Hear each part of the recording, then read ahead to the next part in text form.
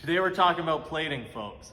So, when it comes to metal, you can pretty much plate metal with anything. You can even plate organic materials, but you need to be able to run a current through it. So, we're gonna splice this picture in later, but there's amethyst. Okay, so you'll see amethyst with plating around it. What's done is metallic paint is painted on there, and that allows a current to run through. So usually you just grind up little tiny little tiny metal particles in paint and you put it on there. You can use carbon as well. But long story short is we use a rectifier, which creates the amperage and the current we need, and we put whatever we want plated in a bath of water. We haven't seen someone sit in a bathtub with a toaster, but we can imagine it when you get electricity. Imagine pretty crystals for a while. When you can imagine electricity running through a water bath, or we obviously use fancier chemicals, acids and things like that to clean the metals while they're in there.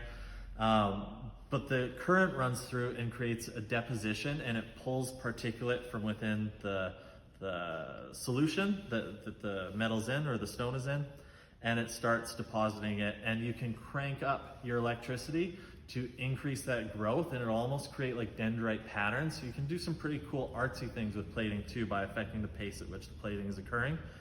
But what I want to get to is in commercial grade, what you'll see in most jewelry stores is you have flash plating. Now this is where you take something like a chain or any piece of jewelry and you put it in a plating bath that fast.